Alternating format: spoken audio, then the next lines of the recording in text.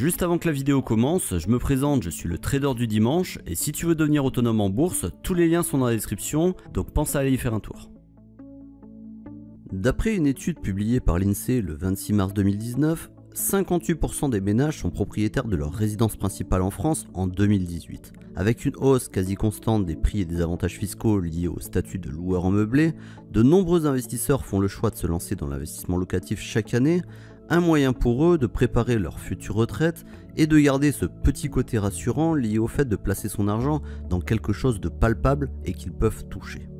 Pourtant, même si elle n'a pas bonne presse dans l'Hexagone, l'investissement en bourse possède de nombreux atouts du point de vue d'une partie des investisseurs et c'est ce que nous allons voir dans cette vidéo.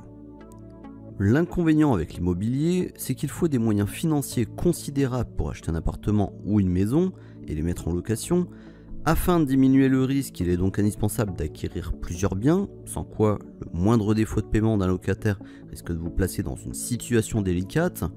Au contraire, en bourse diversifiée est plus simple, il est possible d'acheter des actions à partir de quelques euros et diversifier votre portefeuille en accumulant une dizaine de titres.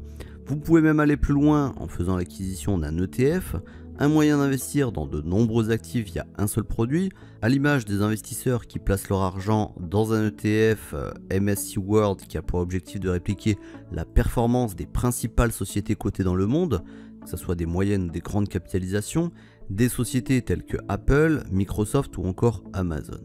Investir une partie de son épargne en bourse, c'est également faire le choix d'un placement liquide.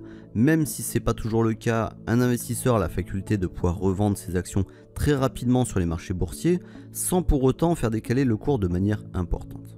Concernant l'immobilier, la rapidité de la revente d'un bien va dépendre de nombreux critères, l'emplacement, le prix, mais aussi la surface habitable. Et dans une étude réalisée en 2019 par le site seloger.com, la société a constaté que le délai pour revendre un bien était de 75 à 82 jours en moyenne en France, soit plus de 2 mois. Si vous souhaitez investir dans l'immobilier locatif, un des moyens d'augmenter la rentabilité de l'opération est de gérer les locataires en direct, le tout sans passer par une agence. Un exercice qui peut s'avérer périlleux si vous n'êtes pas suffisamment préparé, d'autant plus si vous tombez sur des personnes de mauvaise foi, ou encore pire, des locataires qui se transforment en squatteurs, et en effet, gérer le relationnel n'est pas fait pour tout le monde. D'autre part, ça vous force à habiter dans un périmètre qui est assez proche du bien, ceci pour éviter des frais liés aux allers-retours.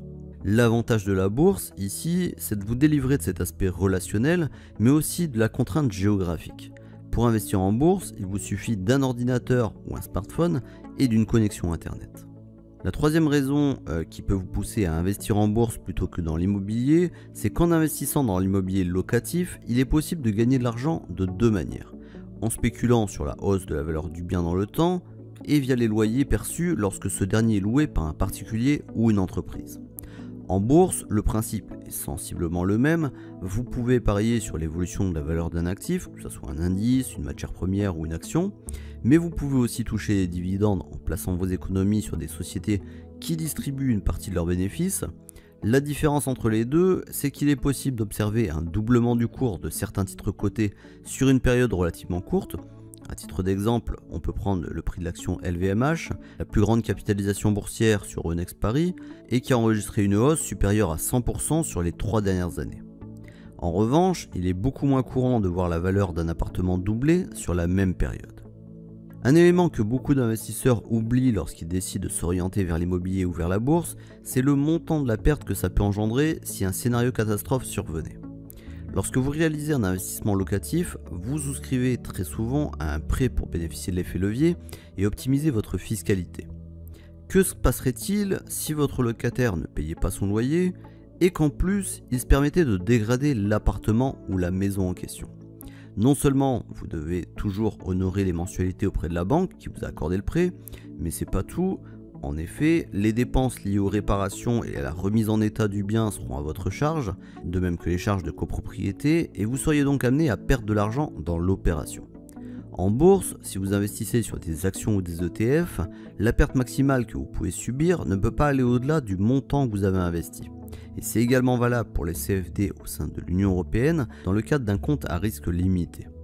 En conclusion, un investisseur qui préfère garder une certaine liberté au niveau géographique et en matière de liquidité aura donc tout intérêt à privilégier l'investissement en bourse pour faire fructifier son épargne.